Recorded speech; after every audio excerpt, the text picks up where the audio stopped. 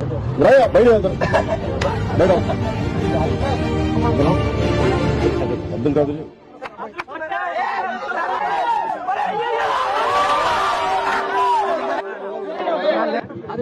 పెద్ద మైక్ లేదు, నేను ఎక్కడ గొంతులో ఓ పెద్ద ఆయన 3 కాళ్ళు అంటే 2 కాళ్ళ మీద నడవలేక కర్రబట్టుకుని నడిచే ఆయన ఇలా రోడ్డు మీద కూర్చొని ఇలాంటి కుర్రోడితోటి ఒకటితోటి తవ్వుతున్నాడంట. తవ్వుతా ఉంటే చిన్న మామిడి టెంక పట్టుకుని వేస్తున్నాడు. అంటే రాజు వేటకెళ్తా ఉన్నాడు.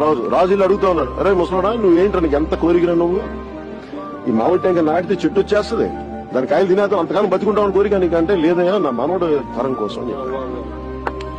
జనసేన ఎందుకుందంటే నేను నా కోసం నాకేదో అద్భుతాలు జరుగుతున్నాయి నమ్మట్లా. మీరు సీఎం అంటే నేను సీఎం అయిపోయిన కరాలు కానీ నాకేం వస్తుంది సీఎం అని, నాకేం కాదు.